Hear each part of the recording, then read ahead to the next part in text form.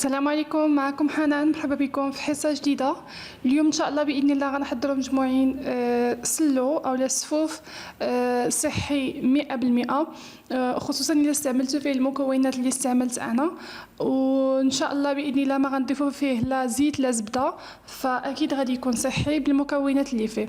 إذا بالنسبة للمكونات اللي غنستعمل، أول مكون غادي يظهر أمامكم الآن وهو الشعير أو لا حبوب الشعير، اللي هو البارلي بالإنجليزية.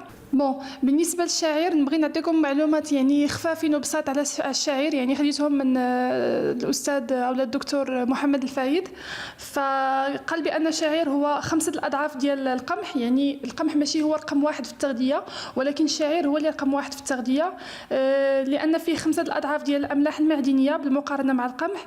الشعير وكذلك مصدر ديال الزنك والمغنيسيوم، الفوسفور، الكالسيوم، الحديد في الشعير أكثر من القمح. فيه أملاح معدنية بكمية كبيرة. فيه البروتين تقريبا اللي كيوصل 12%، يعني الكمية اللي كيحتاجها الإنسان تقريبا. الشعير وكذلك يعني يصلح ياكلوه الأشخاص اللي عندهم الأعصاب، يعني اللي كيتعصبوا بزاف. وكيف كتلاحظوا الخبز ديال الشعير كيولي لنا أسود، علاش؟ لأن فيه مضادات الأكسدة بشكل مرتفع بزاف. الناس اللي عندهم أمراض ديال المناعة أو الأمراض ديال السرطان، عافانا وعافاكم الله، يعني أو لا هشاشة العظام، فضروري أنهم خاصهم يتناولوا الشعير. فالشعير يعني غذاء متكامل سبحان الله، وإحنا كنغفلوا عليه بزاف. بالنسبة للسلو ديالي أنا اليوم دخلت فيه واحد الكمية ديال الشعير تقريبا 500 غرام أو لا نصف كيلو من الشعير تقريبا، يعني الدقيق ديال الشعير اللي حمصته حتى هو. الآن نمر نتحدث معكم على المكون الثاني اللي استعملت في السلو ديالي، وهو حبوب الكينوا أو لا حبوب الدخن، أو الإيلان كيف كنقولوا حنايا في الدارجة. هي هاد الحبوب ديال الكينوا أو لا إيلان فيها تقريبا جميع الأحماض الأمينية الضرورية، بالتالي فإنها تعد بروتين متكامل. هي بروتين ولكن اسهل بكثير في الهضم ديالها من البروتينات ديال اللحوم. كتخليك تحس بالشبع يعني، وما كتقدرش تزيد تاكل حوايج اخرين. الكينوا كذلك او لا إيلان يعني كتعد طعام مناسب للناس اللي كيعانيوا من حساسيه الجلوتين، لانها هي خاليه من الجلوتين، يعني بالاضافه الى انها غنيه بشكل كبير بالالياف الغذائيه. اذا كخلاصه بالنسبه للإيلان، إيلان كيعتبر او لا الكينوا حبوب الكينوا كتعتبر مصدر للطاقه، مصدر للكالسيوم، مصدر للمغنيسيوم، بروتينات، بوتاسيوم، املاح معدنيه. ف جميع يعني اي فوائد ممكن تكون تنفع الجسم ديالنا كاينه عندنا في هاد حبوب إيلان. فلهذا يعني ضفتها في السلو ديالي، واصلا كنا كنضيفوها يعني من شحال هذه، غير ما كناش عارفين القيمه الغذائيه العاليه اللي عندها. فنتمنى انني نكون عطيتكم غير خلاصه يعني هكذا على السريع بالنسبه لحبوب الدخن وبالنسبه للشعير. وكذلك بالنسبه للدقيق الثاني اللي غادي نستعمل الدقيق ديال القمح اللي بالنخاله ديالو. فكنشدوا القمح كنشريوه، كنمشيو كنغسلوه، كنشفوه، كنطحنوه، كنديوه للرحى، كنطحنوه. بعد ما كيتطحن كنخليو فيه النخاله ديالو وكنحمروه. اذا بالنسبه لحبوب الكينوا او لا إيلان، انا حمرتهم يعني جبتهم غسلتهم نشفتهم، من بعد حمرتهم، من بعد ما حمرتهم طحنتهم، وعطاوني داك الدقيق ديال الكينوا. بالنسبه للكميه اللي كتشاهدوا معايا في الفيديو تقريبا واحد 230 غرام، يعني هذيك هي الكميه اللي قدرت نطحنها في الطحانه عندي، والما باقي بقى عندي شويه حبيبات اللي هما شويه غلاط. فملي ديت السلو ديالي طحنت ديك الكميه الباقيه وقلت له يدخلها مع المكونات الاخرى ديال السلو. اذا بالنسبه للمكونات الاخرى اللي غادي نعتمدوهم او اللي اعتمدتهم في السلو ديالي، بالنسبه للكاوكاو او بالنسبه للفول السوداني، انا استعملت 2 ديال الانواع. فعندي نصف كيلو في الكاوكاو الرقيق ونصف كيلو في الكاوكاو الغليظ شويه. كاين اللي كيقول هذاك الغليظ هو البلدي، انا ما كنظن ان الرقيق هو البلدي. المهم انا استعملت نصف كيلو باش اللي كان فيهم بلدي نستافدوا من الفوائد ديالو. بالنسبه للكاوكاو كيف كتلاحظوا كتلاحظوا معايا يعني خديته حمرته في الفرن. بالنسبه للوز كيف كتلاحظوا معايا انا جبته مسحته مزيان بواحد المنديل، يعني حيت كيكون مغبر اولا كتكون فيه واحد الاتربه هكذا ديال اللوز، فمسحته انا مزيان من ديك الغبره ديالو ووضعته مباشره في الفرن باش يتحمص. كتحمصوا على عافيه مهيله. بالنسبه للوز باش تعرفوه باللي راه تحمر ضروري خاصكم تهرسوا واحد اللوزه وتشوفوها واش تحمرات شي شويه من الداخل، ماشي كاع حتى تحمر، غير تبدل اللون ديالها من الداخل صافي تما كنعرفوا بلي اللوز ديالنا تحمر، لان القشره ديالو ما غاديش تبين لينا مزيان، فضروري خصنا نكسروا واحد اللوزه ونشوفوا من الداخل الطياب ديالها كيف داير. بالنسبه للوز كيف قلت لكم عندي هنايا كيلو من اللوز، وبالنسبه للكاوكاو وكذلك عندي كيلو من الكاوكاو. بالنسبه للزنجلان او للسمسم عندي كيلو حتى هو من السمسم. وبالنسبه للمكونات الاخرين كيف كتلاحظوا معايا عندي تقريبا واحد 9 ديال الحبات ديال المسكه الحره طحنتهم مع القليل من المسكه الحره او المستكه، طحنتهم مع السكر سنيده. وعندي وكذلك واحد 2 معالق كبار ديال القرفه، عندي 2 معالق كبار ديال حبه حلاوه، ومعلقه كبيره ديال البسباس. انا استعملت زريعه ديال البسباس، فانتم ما عندكمش استعملوا النافع ماشي مشكل، ولكن هذه صراحه صحيه اكثر الى لقيتوها استعملوها. بغيت نوريكم واحد الملاحظه بالنسبه للزريعه ديال البسباس، هي من الاحسن ما تغسلش، وإلا كنتم بليين بالغسيل يعني ما يمكن لكمش تخدموا بها بلا ما تغسل، لان كاينين شي نوع الناس ما وانا منهم، يعني حتى انا كان ما كرهتش كلشي نغسلو يعني. ف باش كتخلصوا من دوك الاتربه وحده وجوج كتخلصوا من اي حجر كان في القاع ديال، لان صدقوني بالنسبه لهذا اللي طحنت معاكم الان اللي كتشوفوه خضر، هذا ديال البلاد، كانت رسلته لي او صيفطته لي الام ديالي من البلاد، يعني مزيان ما عرفت ما فيه لا حجر لا حتى شي حاجه، غير نقيته هكذا خفيف وطحنته. بالنسبه للنوع الاخر اللي اشتريته فصراحه يعني لقيت فيه حجر وما قدرتش نجلس بلا ما نغسله، وصراحه ملي غسلته عرفتو لقيت واحد الكميه كبيره من الحجر في القعر ديال الاناء اللي غسلته فيه. لكن ملي كيتغسل صراحه لا النافع ولا زريعه البسباس ولا حبه حلاوه ملي كيتغسلوا كيرجع اللون ديالهم اسود، هذا هو هذه هي اللي خايبه فيهم. فاللي يقدر ينقيهم مزيان بلا ما يغسلهم ماشي مشكل احسن، واللي ما قدرش وبغى يغسلهم ماشي مشكل، واخا غادي يتبدل اللون ديالهم تيولي اللون ديالهم اسود كيف كتلاحظوا معايا في الفيديو. انا صورت لكم اللي طحنته واللي غسلته وطحنته واللي مازال ما تغسلش، فكيف كتلاحظوا راه باين الفرق بيناتهم بزاف.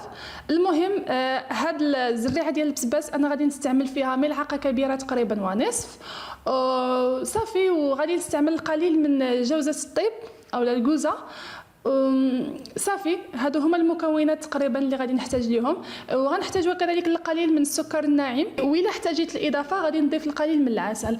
اذا نتوما بغيتوا تجمعوها كامله بالعسل ماشي مشكل.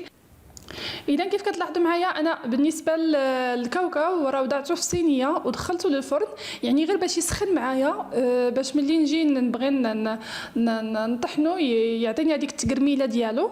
فوالا من بعد اللوز حتى هو يعطيني ديك التكرميله ديالو.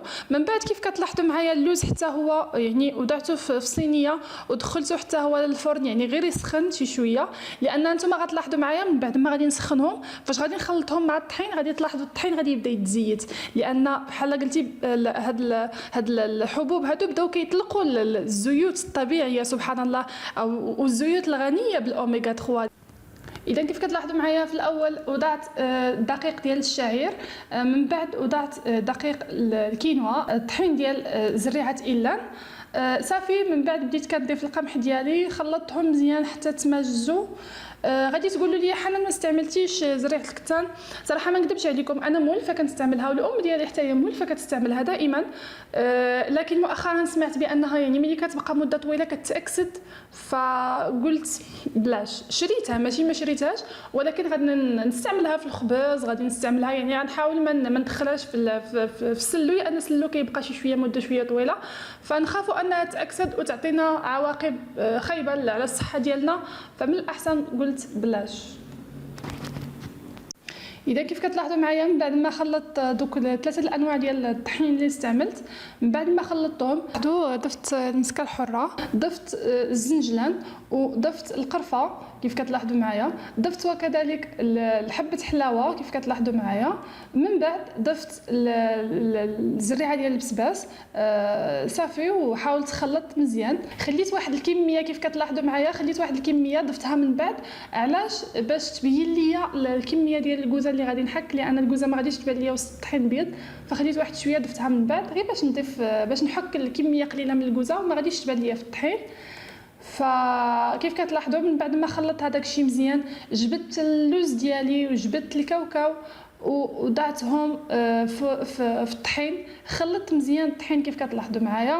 من بعد ضفت الكميه اللي بقات ليا ديال زريعه البسباس وديال حبه حلاوه، وبشرت كميه قليله من الكوزه والقليل من القرفه وكذلك، وبشرت كميه قليله من الكوزه. من بعد ضفت كميه ديال السكر كلاصي، تقريبا ضفت واحد 200 غرام تقريبا، واحد 250 غرام ديال السكر كلاصي كنظن. صافي وخلطته مزيان مع دوك الخليط. فكيف كتلاحظوا معايا ملي كنجمعوا في اليدين ديالي كيبدا يعني كتلاحظوا بلي الخليط كيبدا يتجمع في اليدين. علاش؟ لان هذوك الحبوب بداو كيطلقوا هذاك الزيوت ديالهم الطبيعيه سبحان الله.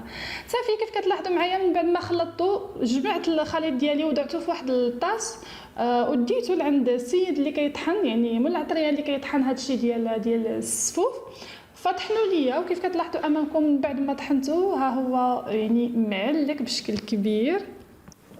اذا كيف كتلاحظوا معايا من بعد ما جبت السلو ديالي كان مطحون يعني بشكل ناعم كيف كتلاحظوا، والكميه ديال الزيوت شفتوا اللي خرجات منه، فسبحان الله الزيوت كلها طبيعيه.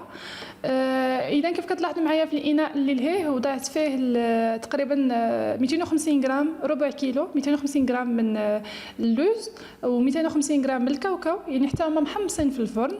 هادو علاش ضفتهم باش يعطيوني واحد شويه ديال القرمشه، يعني السلو ما يجيش السلو معلك بزاف، فغيضيف لي واحد القرمشه، يعني غناكلو وغنحس باللوز وبالكاوكاو، فلهذا ضفتو.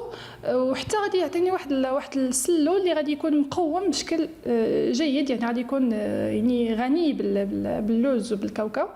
فكيف كتلاحظوا معايا يعني كنضرب غير ضربه جوج ثلاثه صافي كنكب، يعني ما كنطحنوش بزاف، ما خاصكمش تطحنوا بزاف، حنا بغينا يبقى لنا شي شويه مهرمش ومهرمش كبير، يعني ماشي مهرمش رقيق بزاف. صافي من بعد خديت الجنجلان، حتى هو عندي واحد 250 غرام تقريبا ديال الجنجلان، حتى هي هرمشتها غير شي شويه، ومن بعد ضفتها على الخليط كيف كتلاحظوا معايا.